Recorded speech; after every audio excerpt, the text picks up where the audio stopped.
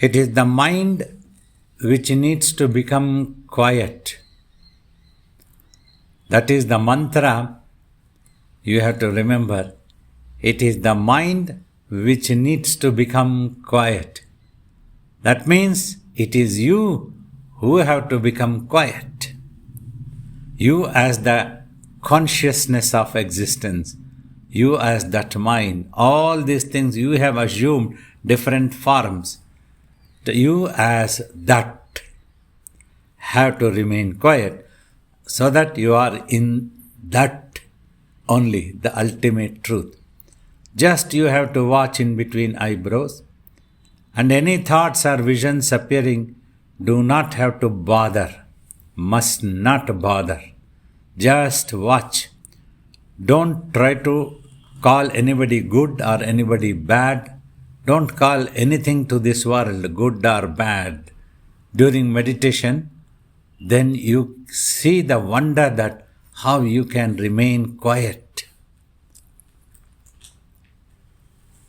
Ready? Prepare yourself, relax and forget the outside world. There is an inside world that you have to deal with it, that which you had imagined in your mind, and you have to quieten this mind. That is the challenge. And it becomes simple when you accept the challenge and you sportively, with all enthusiasm, you want to do it. You simply have to watch it.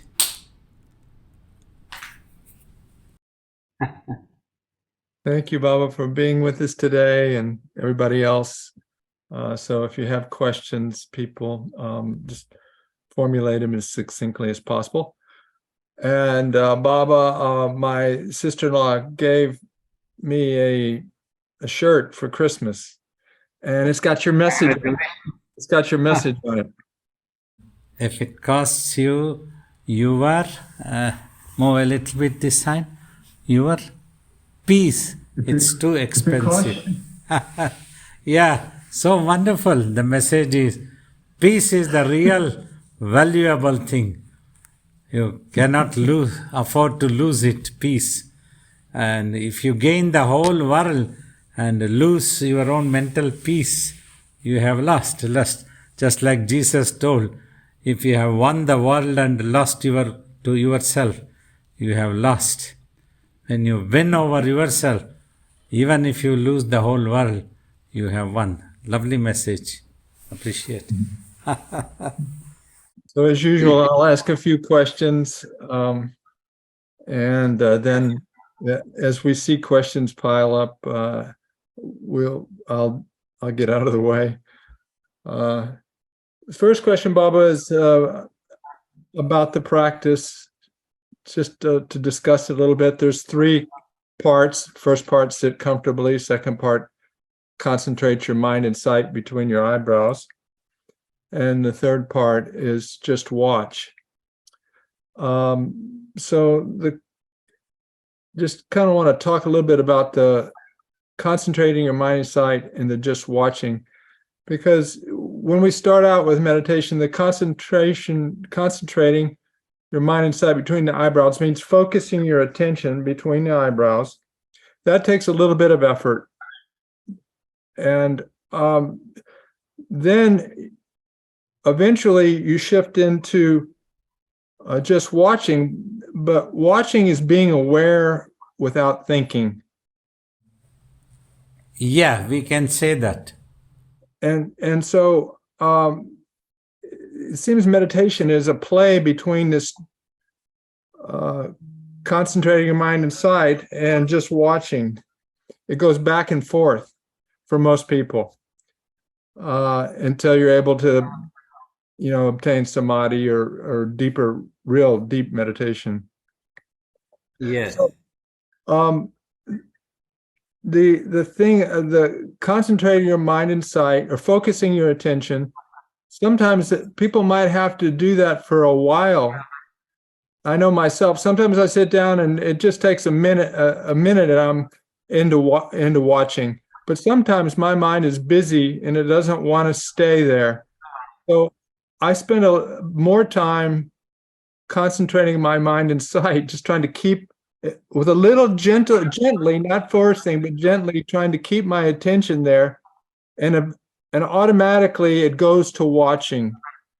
But if I try to jump to watching too quickly, not focusing my attention long enough, I can get into kind of a dreamy space. I'm not really meditating. Yeah, that's the thing is, you close the eyes, just remain relaxed. So automatically the focus comes. Here, after some time, I've been talking, even if you are unable to remain focused in between eyebrows, anywhere if it can remain focused is good enough, because the idea is it has to remain quiet. Not that it is going to watch something other than itself. It has to become aware of itself. Watching itself means becoming aware of that it exists in this way. So there your focus settles down. So that is important for that. So when you close the eyes, just remain relaxed and just be there, and you will see that your eyeballs also starts looking into that. Consciousness of existence is what I have explained. So there it settles. Then you have the peace. So this is how you have to practice. That's why I keep telling, relax, be gentle to yourself, gently close your eyes. Don't be in a rush. Don't do anything abruptly. Take a long inhale, exhale. Say the relief. When you feel relieved, oh God, the problem is over. That relief gives you a long inhale and exhale. Along with that, the mind also settles down. So that happens automatically, would be much better than you trying to do, struggling to bring both eyeballs here, and it's running. And this is one. Another is that is the reason we want you to sit for at least 1 hour. Because it takes time. The beginning, you have to put efforts.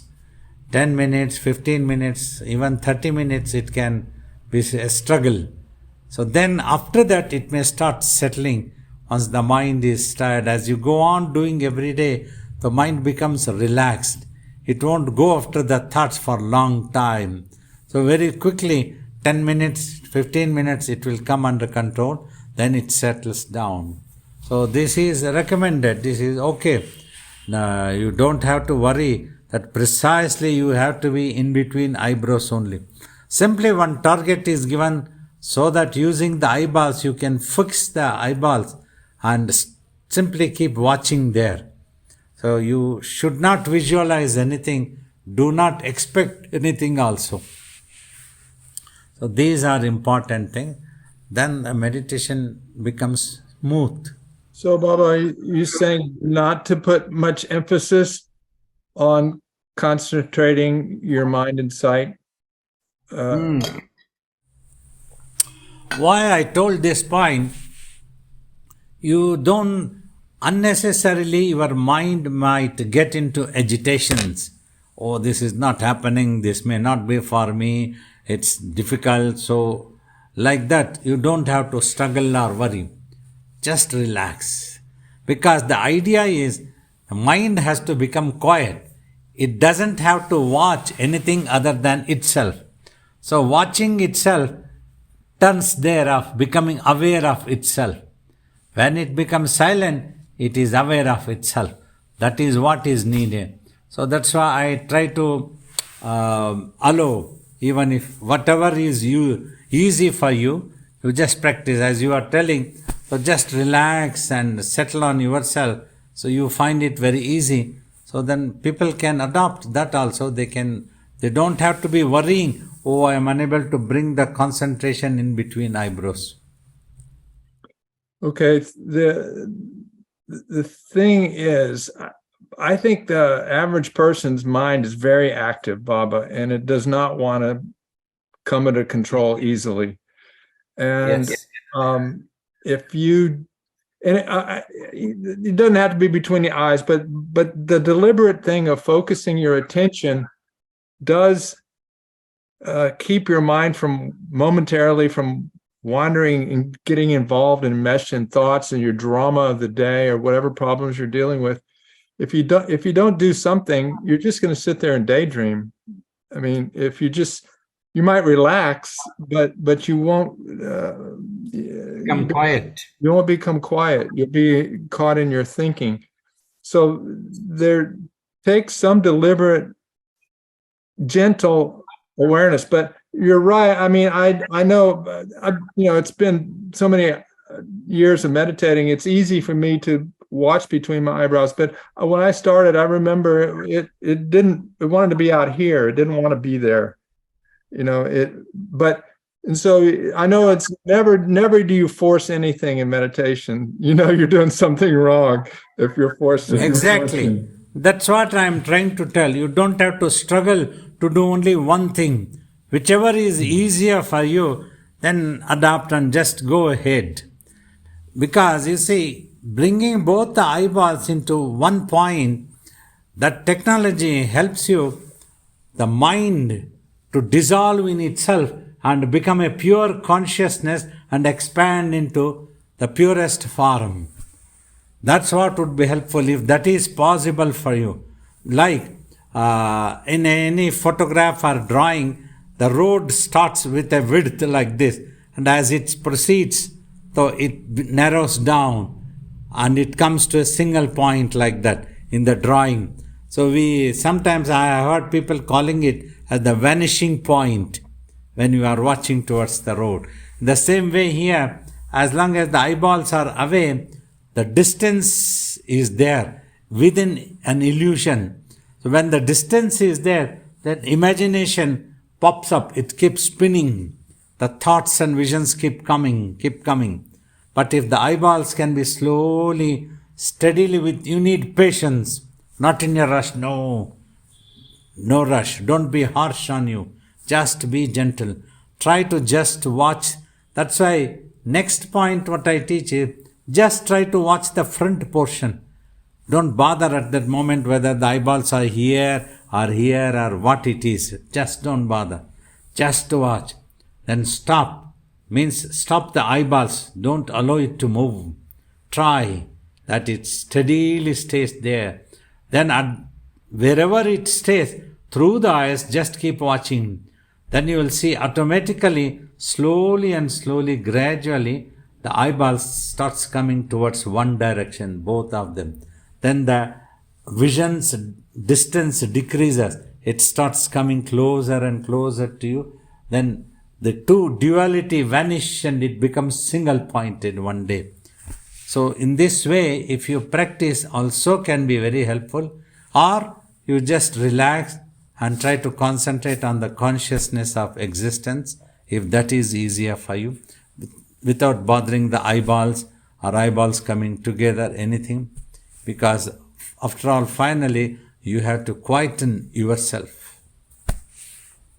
So what you're saying is don't obsess too much about focusing between the eyebrows, but you do need to focus your attention, but don't obsess about where it is. Yes. Yeah.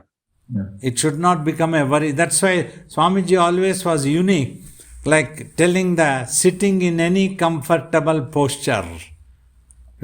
Ancient scriptures might talk of a lotus posture, of sitting like this and doing like this. Then people might struggle unnecessarily. Oh, I am unable to sit like that. Meditation is not for me. No, not at all like that. You sit any comfortable posture. If you find it comfortable on the chair, you sit. Just try to keep the back and neck straight. We have told even if you want to sit onto the wall with keeping a pillow behind you, cushion, whichever way you feel comfortable. So like that, for any reason, do not give up meditation. Whichever way is possible, you adopt and keep going. Take care that you become quiet. You don't analyze. You don't make judgments. You don't bother. These are the important points which you have to take care. Then the rest happens automatically. Amazing truths get revealed. Well, what's the importance of remembering I am pure consciousness, even if we're not experiencing it? So that you don't get attracted to the thoughts or this world's materialistic vision. Everything is impermanent. So you are able to bring away your consciousness away from the any visions, any worldly visions, and from all the sensory organs. If it is into the sensory organ, it will be actively moving, spinning, imagining. So it gets to hear something, then it further imagines and magnifies. It gets to see something, or then it starts getting involved into thoughts, hundreds, thousands, everything. So these things start happening. So thus you can avoid.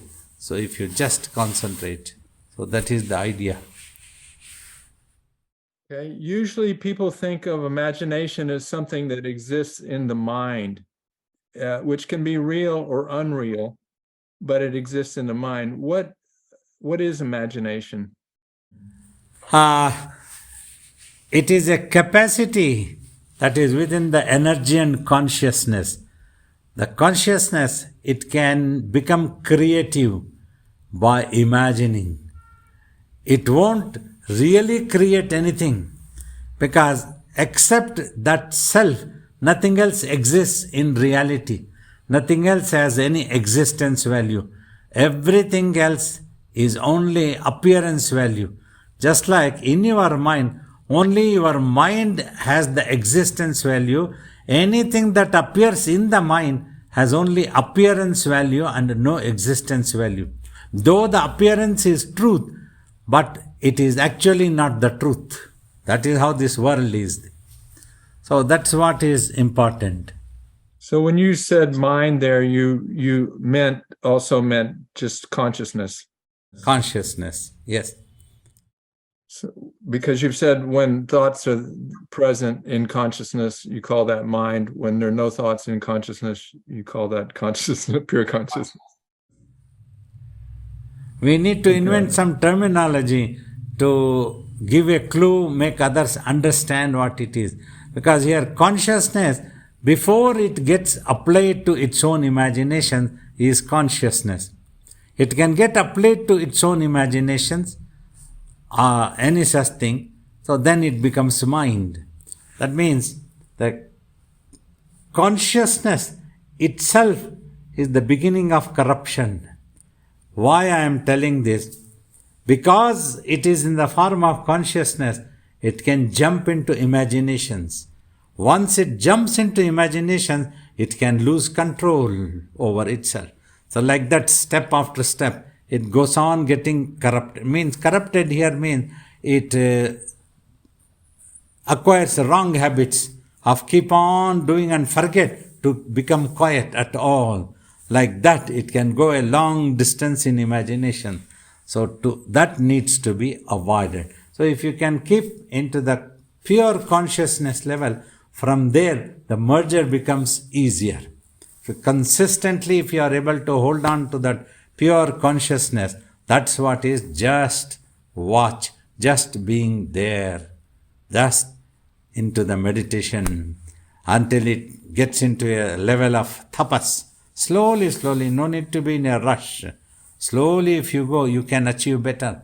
In a rush, you are likely to lose the grip over that one by losing temper or by becoming irritated. That's why patience, very, very important here. Dedicated, disciplined approach and patience. So, Baba, would you say imagination is the creative power of consciousness? Yes. And so one time you said, actually I've heard it a couple times, the universe is the imagination of a bigger consciousness. Yes. What?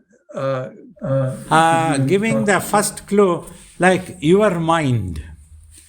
Whatever is in your mind, it is the mind's creation, and technology is imagination. By imagining, it has used its creative power, and when it has deeply involved into its own creation, it has brought into a solidness solid appearance. That is all in your mind. See how much one's own mind believes whatever is in the mind, people believe that to be the truth. Now, always a bigger thing can create a smaller thing. This is the thing. Means a consciousness has to be bigger. For all the objects that are in the mind is simply all pervaded. For here, for us, it may not be visible.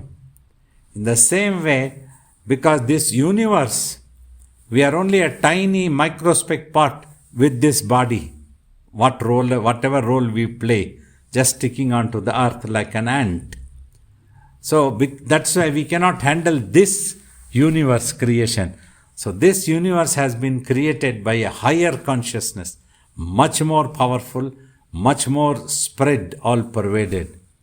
So our mind has to become one with that big consciousness. Then we can get rid of this universe and merge into ourselves, achieving supreme peace, total liberation, realizing that there is nothing that we need or nothing that can disturb us, nothing that can destroy us. Total secure and peaceful existence. So now people understand the value of peace. That peace which nobody can rob. Nothing, because it doesn't depend on any object or anything. If you depend on your t-shirt for your peace, somebody else can come and snatch that t-shirt. But simply you have the peace, and you cherish somebody gifting that to you, that infinity, somebody gifting out of love and care. That gives more peace, better quality peace, that nobody can rob that one. So like that, we overcome the effect of the materialistic world and go to the infinity of real love and peace. Well, Baba, you're the shirt for all of us, reminding us that we're the peace. Thank you. Let's see. You mentioned acquired habits. This is something that plagues all of us. You know, we have good habits, and good habits are habits that serve us well, and we have bad habits that don't serve us well. But how do we, you've talked about desire and then fulfillment of desires and impressions that created acquired habits. How do we acquire habits, and what effect does that have on our life?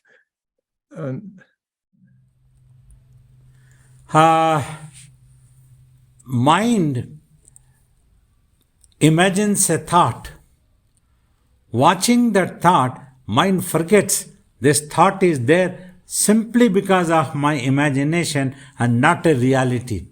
Instead of that, mind gets involved into the thought further, analyzing, recognizing that it is there, it exists, and then analyzes whether it is good or bad, mine or not mine, I need to own. I have imagined a thing which never existed, and now I want to own that which does not exist. See how the mind has got involved now. It is so much worried to own a substance which does not exist at all. It has created and it is thinking it belongs to it. So then it makes a judgment. Yes, this is mine. This is apple. This is mango. Once it decides, at all times, always it is mango. Whenever it comes across that substance, it instantly asks, hey, what is this? This is mango.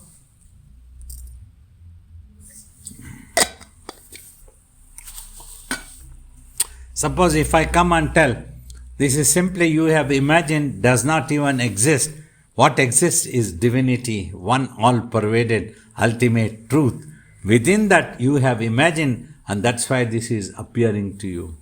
Like we were talking This universe has been imagined by a higher consciousness. Means, if your consciousness is of 10% potency, when this consciousness of what has given you as a personality was with its 100,000 potency consciousness, whatever it imagined has become a solid world for you now, solid universe. So, by being as a 10% consciousness, you cannot get rid of this because you are a part of this. You have to reach that consciousness, 100,000 potency. Then you can withdraw this. Now, whatever is in your mind, you can withdraw by practicing meditation, just by watching and not bothering whatever it is. So that is how mind acquires habits. Once it acquires habit, that firmly sits as an idea. This is mango, this is mine, that idea sits. Or somebody is very good, somebody is very bad, this person is so bad, and starts imagining all the bad qualities that it can imagine. All that sits in the mind. It corrupts the mind. So the mind has acquired that habit. When the mind has acquired that habit, it keeps in infinity, but whenever it wants to think, that thought appears.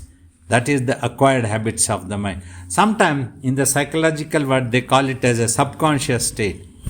We can accept subconscious state, but nothing really such exists within the mind. Mind is simply infinity. In imagination only. When it gets applied to the brain, that imagination starts coming up because that is there as a habit. Just like, just now you may not be using any wrong language. You are quiet. Suddenly, something if triggers, if you become annoyed or if you become unhappy, you may start using a wrong language. From where did it come? Nobody knows the source. It has come out of nothing. Because the infinity appears to be just nothing. Mind does not appear to be anything at all. From that only it has come up. So that is what we call, it is there in the mind as an acquired habit, which forms the attitude of the mind.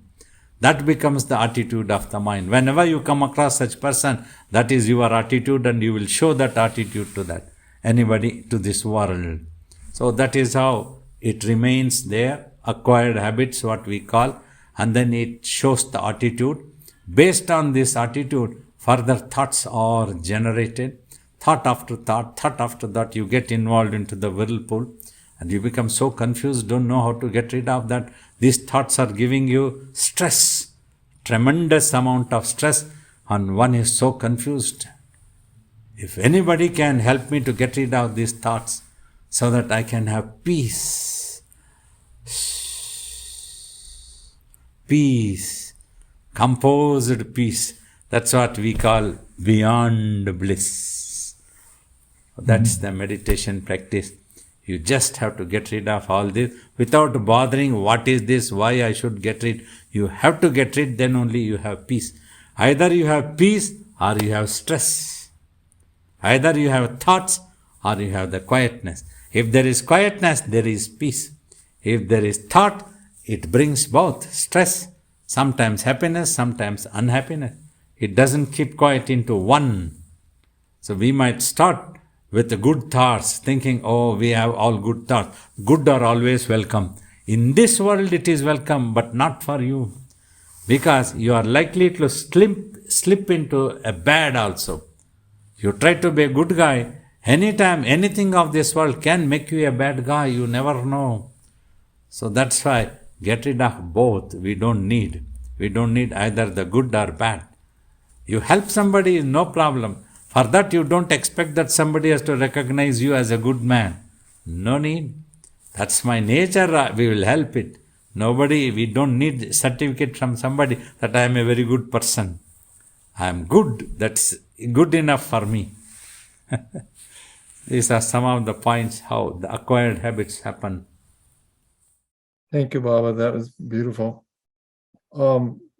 Just one more question. How do you see the world, Baba, and how do you see us as an enlightened person or self-realized person? It's only a vague vision is there. But the mind, it doesn't become a mind, my consciousness. It doesn't imagine, it's totally aware. Whatever this appearance is only appearance value, it's not useful for me or my existence or my peace in any way. Without all these things, even if the entire universe disappears, even if this body disappears, that self is always at peace. For that only everybody with the hands and legs and all strength, all the wealth and health, one is keep trying. We want happiness, we want peace, we want enjoyment, we want this world for enjoyment. We want enjoyment, we want this world for enjoyment. But one has become aware, I don't want this world for my enjoyment. I am happy. Without anything I am happy. So this appears as a vague dream. This doesn't register in my mind.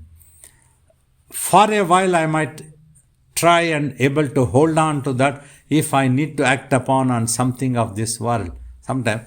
But if I give up the grip, it simply disappears, dissolves. It doesn't stay in the mind.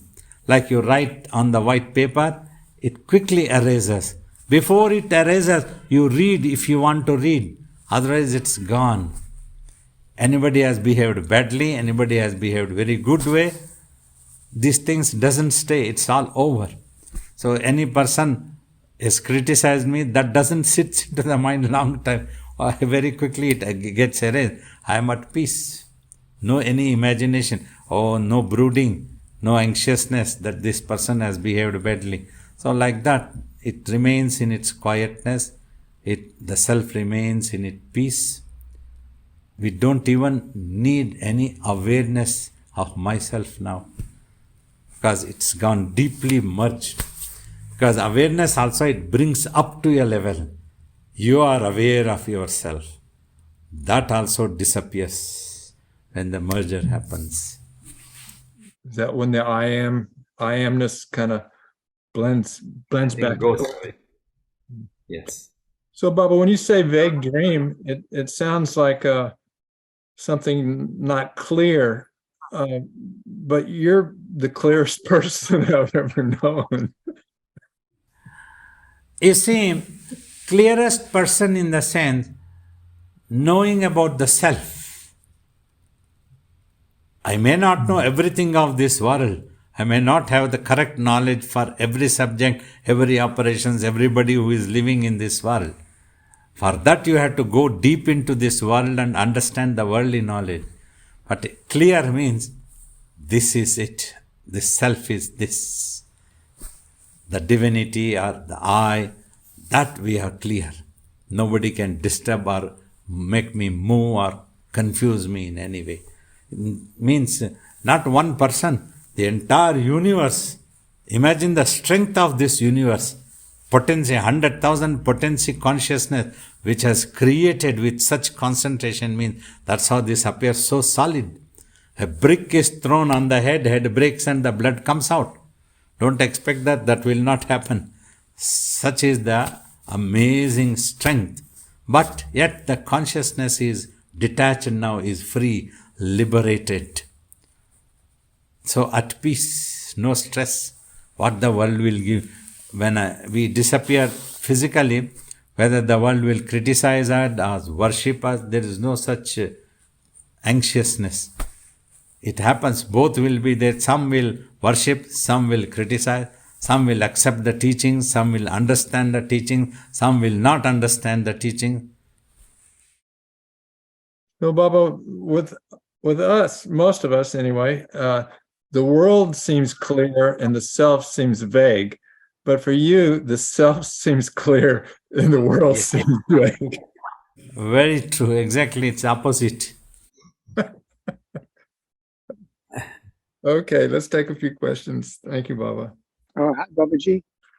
There was something on Instagram with Swamiji this week, and it said, they quoted him saying, "We must welcome obstacles because they show us our strength." My question is, in the context of work, some days I get lots of urgent cases and need to go fast, which I usually do okay with. But my question is, how can I turn around the obstacle of time which is illusory anyway, into peace.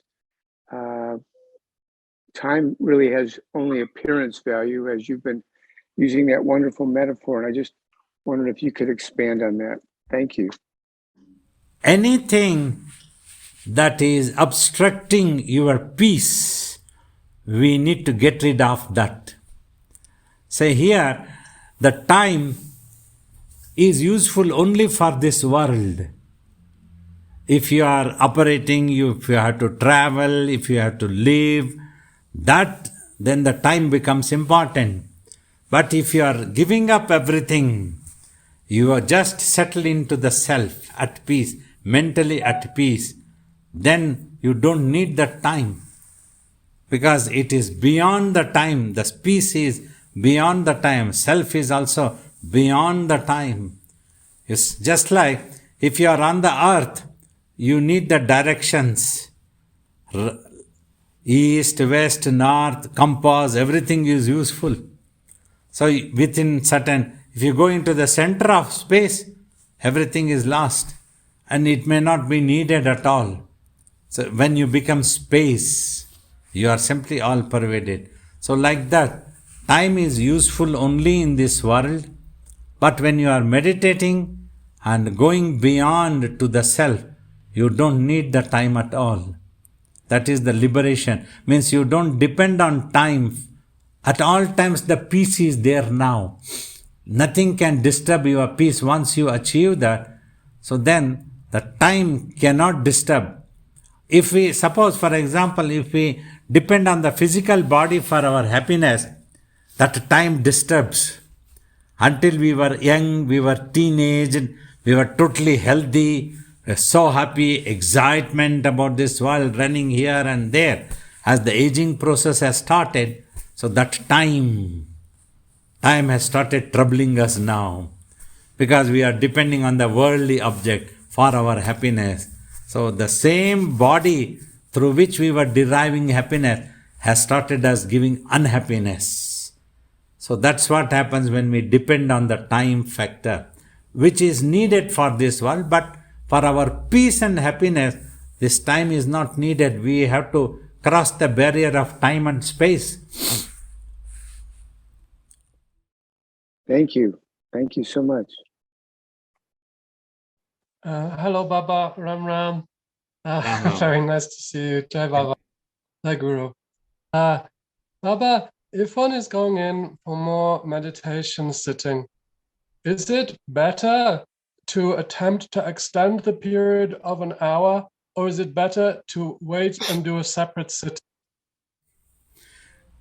First, you must get used to sitting comfortably for 1 hour, both physically and mentally.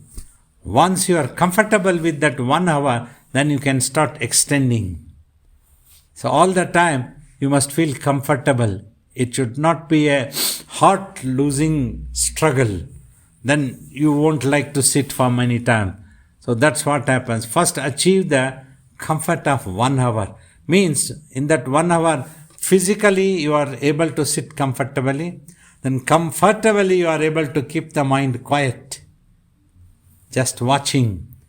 Achieve that one watching. All the 1 hour you are just watching and you have no other thought at all. Then you extend step by step. Maybe another 1 hour, another 1 hour, like that.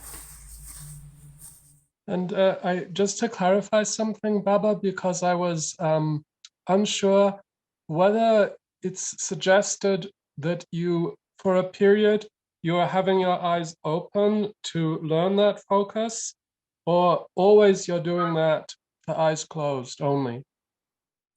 During tapas, always I used to do only closing the eyes. And before that also, like for 20 years I was serving, whenever I sat for meditation, it was with closed eyes. So what I would have mentioned is, sometimes like during night, when I had to go to bed and switch off the light, at that time I would gaze at Swamiji's photo, so that the mind remains there single-pointedly. Then switch off the light, then the mind would absorb that one. So with that, it would always remain single-pointed, and just go into peace. Swamiji's appearance for me was so peaceful. Watching Swamiji either on a photo or physically, I had that fortunate to watch him for 20 years physically. So that's what I practiced sometime, but not for very long time. Swamiji prohibited watching any object matter for long time. He advocated by closing the eyes only you meditate. Thank you. Good to see you, Baba. Thanks so much.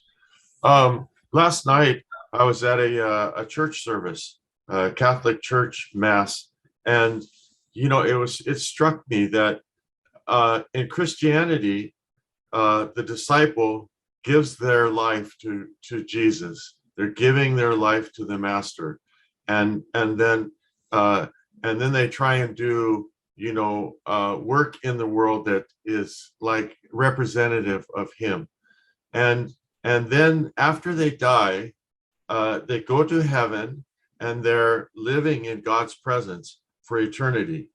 And in our practice here, it's the whole focus is to go inside, self-realization.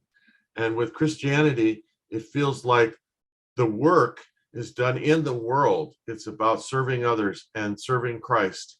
So in some ways they feel the same, and in other ways they feel different. How do you see the difference between these two? Perhaps all religions teach the same thing, but the meaning that people understand can differ sometimes if the master is unable to explain thoroughly. The same thing, like in Hinduism, explained as a karma yoga, means you serve. Serve doesn't mean that you have to be in the ashram of a master only. Anywhere you are able to help somebody, that you are serving. So with a prayer, let this service reach the lotus feet of my master. Thus you are giving yourself to Jesus, to the master, with your prayer and the mind, consciousness. So that's what is happening. Now, going to the heaven doesn't mean that your body gets dropped and you travel to some other world.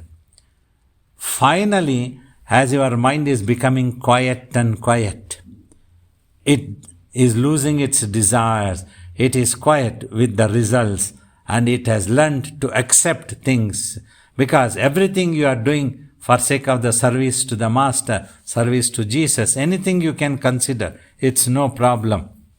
Thus your mind is giving up the world and settling into the lotus feet of the Master, mind. Such a mind becomes eligible by becoming purified to merge with the self. That self is what some people might, who wouldn't have understood, talk as heaven. Like if you have read some points that we got to read about Jesus, he spoke of Father, Kingdom, Holy Spirit, all these things. So that if people could have misunderstood, the kingdom he spoke is the same ultimate truth, all pervaded divinity. That's what other terminologies, nirvana by Buddha, like this different teachers use different terminologies. Like Jesus also said, the kingdom will not come as you expect or you would imagine. It will come in its own way. Means it is not a physical empire or any such thing. You are not going to be in the presence of the Master. Means you merge, your consciousness merges with the supreme consciousness. That is the heaven. When you have peace, you can call it either heaven or the divine's abode, different terminologies. It is all the same. So this is what will happen eventually. With the Karma Yoga, because you are not having any expectations, you are allowing every service, wherever you do any service, any help to anybody, you consider it as a service. And then you are offering it to the lotus feet of the Master, to Jesus. So your consciousness is becoming quiet and quiet with acceptance. Finally, it merges with the ultimate truth. That is the kingdom. That is the heaven. So this is what the truth is. Hope I'm clear. You could understand? Yeah, it's pretty good. So the kingdom of heaven and self-realization, where the mind becomes same. completely the same. Same.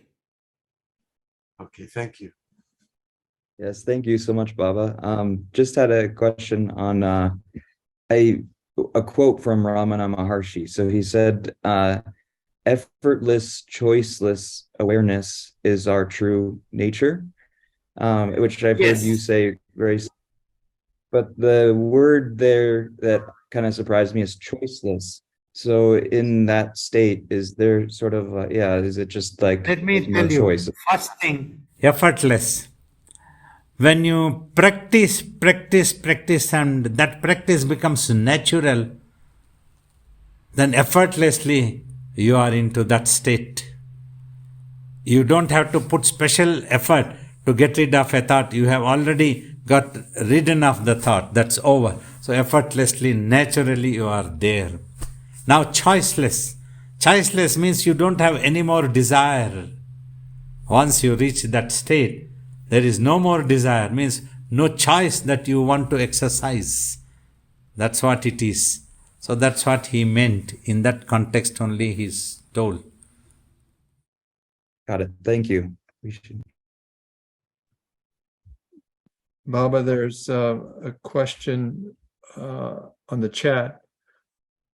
Suppose a person takes an oath of poverty or brahmacharya in one lifetime, but that oath does not serve well in another lifetime. How to break such habits? Yeah, you see, when you resolve that you are going to be like this and you are unable to do that one, then your mind might get affected with a guilty consciousness or something that would be troubling. With that, throughout you live like that, and then finally when the body is dropped, then your consciousness will attain the next incarnation based on such thoughts. So then it will strive again. If you are for becoming more positive by regretting, by feeling sad that you couldn't live like that one, you want to be in such a way, then that can be your inclination. Much more strongly you would like to live like that one, in that type, brahmacharya or whatever it is, then you will be able to achieve better results of sadhana, and the self-realization will continue. Whatever sadhana you have put, it will continue. Unless it is inappropriate to this session, can SRBY comment on animals' consciousness? You see, animals also have consciousness, but the question is, their brains, how much is it developed? Is it equivalent to humans or not? Less. Like, once they are hungry, they hunt and find their food. Generation after generation, they learn this to sustain themselves, survive in this world. But probably due to lack of such developed brain, it is unable to think or discriminate good or bad, right or wrong, or what is truth, real or unreal. This is what happens. However, by a previous life's destiny, imagine a dog in a beautiful home with affectionate caretakers. So that its consciousness absorbs that positive energy and it cools down, means it achieves more peace. It enjoys that. Unknown to itself, then its next birth can get elevated when it becomes, that means, in other words, it becomes non-violent, its consciousness. That's what happens. So then it gets elevated like that. One time it is able to come to a body like a human life where well-developed brain is there, which can help the mind to think, discriminate, real, unreal, good and bad, all will be possible. So slowly the destiny works. Like Swamiji used to tell, after undergoing in all species, the consciousness gets a chance to become a human being. This must not be wasted. Once in a life cycle opportunity for you to find the reality, the truth of your existence, and achieve that supreme peace which is elusive for any creature anywhere in the world. You observe whether it is a bird, whether it is a carnivorous, herbivorous, anything. Everybody has an enemy, has a fear, has an insecure feeling. So all these things are there. When you come to the human body, which has the well-developed brain to discriminate good, real, unreal, all these things, then slowly as your inclination goes towards the finding the truth, instead of telling the spirituality word, I'm just talking finding the truth, so that we remain neutral, no religion, no spirituality. The temperament, when it comes, that we start calling spirituality, we give it a name to the subject. When you want to know yourself as that spirit, that is spirituality. Study of that is the spirituality. So this is how, with this opportunity, finally one can become liberated. Many times, like either in Australia or America, people have requested me to bless their pets. They have brought it. Though I am allergic to pets, my body is, but from a distance I have always blessed them, and with a mild warning, don't become too much attached to this animal, because in the next life you might be inside the bone and this animal might be carrying you for my blessings. Be careful. Like that I have alerted them. But otherwise you take care of animal is no problem. It is a good habit. And thus, you see, that animal is so blessed, though on its own it cannot think and search, I want to see a yogi, I want to meet a yogi, I want to discuss. It cannot think all such things. Yet, its destiny has brought it to the presence of a yogi to receive the blessings. Isn't it amazing, the divine's grace? So like this, animals also get benefited eventually. A soul, it is the same consciousness is there. Eventually, everybody will return to the divinity. Baba, I have a question about individual consciousness and mind and the pure consciousness or universal consciousness. Earlier today, you said that you elevate your consciousness to be the pure consciousness. At least that's what I thought I heard. So my question is, when we're meditating and there is a stillness and silence, are we getting a glimpse of pure consciousness? I can't stay there, but I do touch it and I experience it. Is that pure consciousness? Whenever you experience the quietness, even for a fraction of a moment, that is the glimpse of divinity. That is the glimpse of the Atman.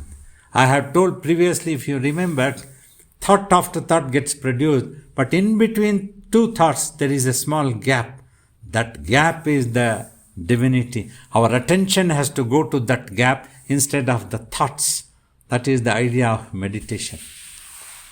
So my next question is, before you became self-realized, before tapas, you haven't attained levels of awakening. So my question is, can we, before tapas, actually know for certain that one single self exists? Can we know the one single self in pure consciousness? In the quietness, we can experience, like in the tennis, you become a Wimbledon champion is different.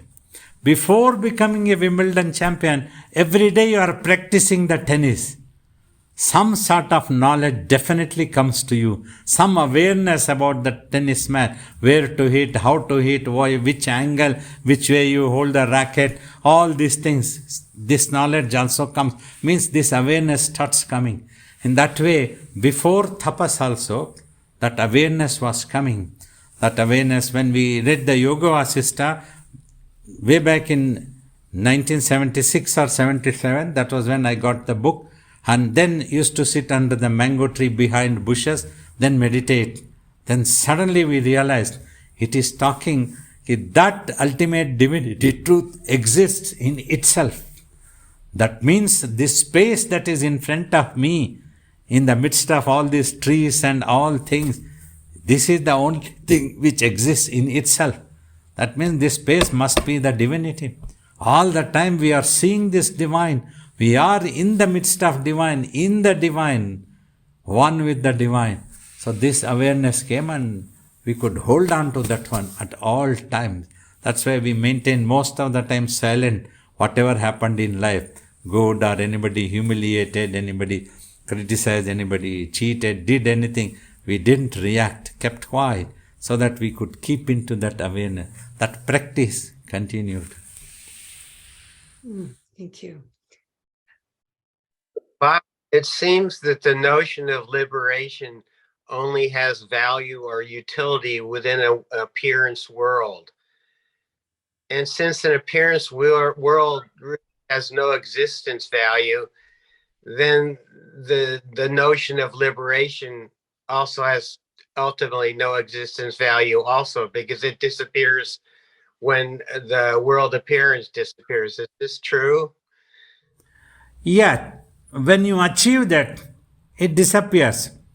Until then, you would need that, like you need a ladder until you go onto the terrace. Once you go onto the terrace, the ladder may not have any meaning, but with a consideration, you would keep that ladder, let others also use this ladder and come on to the terrace.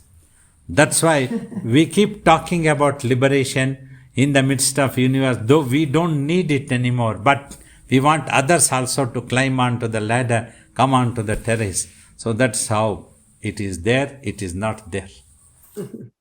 So it's not, liberation is not really an action that actually happens. It's just a notion that we choose to motivate us to keep going forward, to quiet the mind and become silent. Is that true? Yeah, here in some way, due to your actions, you have binded yourself. So you give up such actions which can liberate you. You've touched on that real peace is within us. You know that Jesus said the kingdom of heaven lies within. Nisargadatta said something to the effect that the self is so wonderful you can sit in a barren field and it will be filled with beautiful gardens. And so these are all ways of trying to emphasize the importance of the impermanence. Nothing in this world ever brings us lasting peace, and the importance of trying to find the peace of the self or know the self. But anyway, could you comment a little bit on that again? It's inspiring. Yeah. First thing you all have to remember, you get the real peace when you don't need anything. Even you need oxygen, you may lose peace because of that. When you don't need anything, that happens only when you totally realize what you are, how you are existing. That existence doesn't need anything for its existence. It is secure already. Unnecessarily it had binded with creative imaginations, and it forgot, and it got involved into that creations as if it was the reality. So now it's time to forget about this, what we were thinking about reality. Time to forget that this world is a real item and try to get rid of it mentally, not physically. Because the physical itself is a part of this universe only. You don't have to get rid of. You just be in the world with physical body, but try to detach the mind. Just be ready that it's unreal. Behave as if it's a real, but in the mind keep it as unreal. Don't forget. That's good enough. Inner peace, the outer peace, everything will be same, wonderful always. Thank you, Baba, so much. So wonderful, such a beautiful evening that I could spend with you all. All your intelligent questions have helped me to get some enthusiastically answer to you all. Wonderful.